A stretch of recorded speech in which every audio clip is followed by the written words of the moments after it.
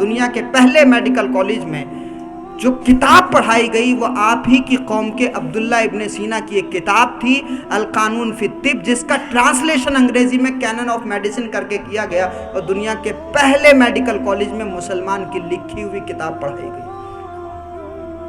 جی پتہ ہے کیوں؟ یہ عبداللہ ابن سینا حافظ قرآن بھی تھے۔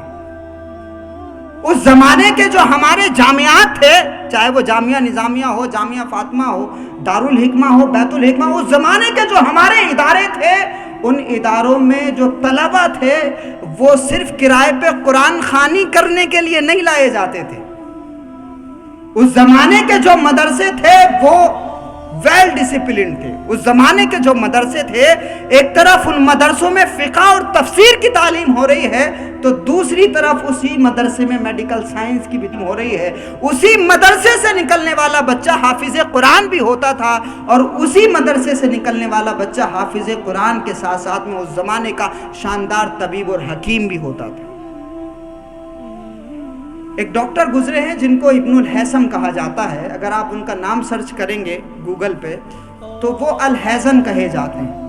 ہمارے ساتھ تو دقت یہ ہوئی کہ یہ دنیا میں جن لوگوں نے ڈیولپمنٹ کی ہیں اور دنیا کو نئے نئے تصورات دیے ہیں، قرآن پاک کی آیتوں پر جن لوگوں نے تحقیقیں کر کے تصورات دنیا کو دیے، ان تمام مسلمانوں کا نام تبدیل کر دیا گیا، یعنی ان کا جو پرننسیشن ہے، ان کا جو تلفظ ہے وہ بالکل الگ کر دیا گیا۔ یہ جو بچے 12th کے اگر فلسفی کو پڑھتے ہیں، کیمسٹری بایولوجی اگر پڑھتے ہیں، ان کے سامنے اگر وہ مسلمانوں کے نام آئے بھی تو کبھی بھی ان کو یہ احساس نہیں ہوگا کہ یہ مسلمان تھے۔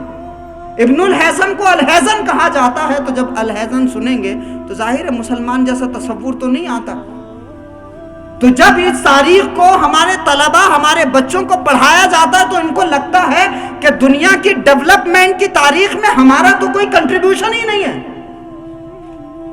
حالانکہ حقیقت یہ ہے کہ جو علم کے ڈاکو انگریز تھے، انہوں نے ان تمام مسلمانوں کے ناموں کا تلفظ تبدیل کر کے دنیا کے سلیبس میں شامل کر دیا۔ اب وہ نام جب بولے جاتے ہیں، لکھے جاتے ہیں یا پڑھے جاتے ہیں تو وہ تمام مسلم نام بھی ایسے لگتے ہیں کہ یہ جیسے سارے انگریز تھے، سارے عیسائی تھے، وہ سارے یہودی تھے۔ یہ ایک سازش ہمارے ساتھ ہوئی۔ تو ان تمام لوگوں کو اس نظریے سے ہمیں پڑھنا ہے۔ ابن الہیثم ایک وہ حکیم اور ڈاکٹر ہیں جنہوں نے اپنے زمانے میں سب سے پہلے دنیا میں انہوں نے ہارٹ کی سرجری کا کنسپٹ دیا تھا۔ کس نے دیا تھا؟ ابن الہیثم نے۔ ہارٹ کی سرجری کا تصور، آپٹکس کے ماہر تھے، علم بصریات کے ماہر تھے، آنکھ کے علاج کے ماہر تھے، اور انہی کے تصور پہ کیمرہ ایجاد ہوا۔ ابن الہیثم نے تقریباً 800-900 سال پہلے آنکھ پہ ریسرچ کی تھی، اور آنکھ پہ ریسرچ کر کے انہوں نے تصور کیمرے کا اتنا پہلے دے دیا تھا، اور ان کے تصور کو، ان کا جو کنسپٹ تھا، آج دنیا نے پڑھ لیا تو یہ موبائل اور کیمرہ ایجاد کر لیا۔ ہم لوگ ہیں کہاں بھائی؟ فرقہ پرستی میں الجھے ہوئے ہیں، ایک دوسرے کو گالیاں دینے میں الجھے ہوئے ہیں، چند روایتی عبادات میں الجھے ہوئے ہیں۔ ہم تو ہے ہی نہیں اب دوڑ میں، لائن میں کہیں، ورنہ حال یہ تھا ہمارا کہ اگر آنکھوں کے علاج کی بات ہو، دل کے علاج کی بات ہو، پورے جسم میں کسی بھی لا علاج بیماری کی بات ہو تو ہمارے حکیموں کے پاس میں ان تمام بیماریوں کا علاج موجود تھا۔ تو جب آپ کی دوائی سے غیر مسلموں کو شفا مل رہی تھی اور آپ کا اخلاق ان کے دل پہ اثر کر رہا تھا تو لوگ بڑی تیزی سے اسلام میں داخل ہو رہے تھے۔ اب یہ دونوں چیزیں ہمارے پاس میں نہیں بچی۔ تو ابن الہیثم یہ اتنا بڑا ڈاکٹر ہے مسلم دنیا کا، 2016 کو UN نے اسی ابن الہیثم کے نام ڈیڈیکیٹ کیا۔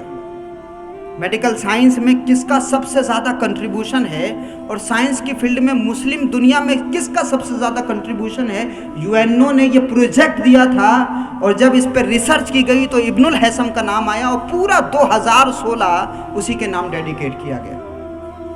یہ وہ مسلمان تھے جو نمازوں کو صرف عبادت کے طرز پہ نہیں دیکھ رہے تھے، اس کو سائنٹیفک نظریے سے بھی دیکھ رہے تھے۔ یہ وہ مسلمان تھے جو روزوں کو صرف اللہ کے حکم کے طور پہ نہیں دیکھ رہے تھے، اگر اللہ نے حکم دیا ہے تو اس کی روحانی فضائل تو یہ ہیں کہ بہرحال ایک روزے دار کے منہ کی بو اللہ کے نزدیک مشک سے بہتر ہے۔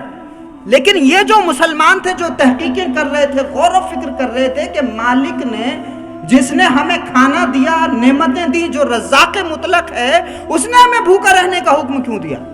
وہ اس بات پہ غور و فکر کر رہے تھے کہ اس نے بھوکا رہنے کا حکم کیوں دیا۔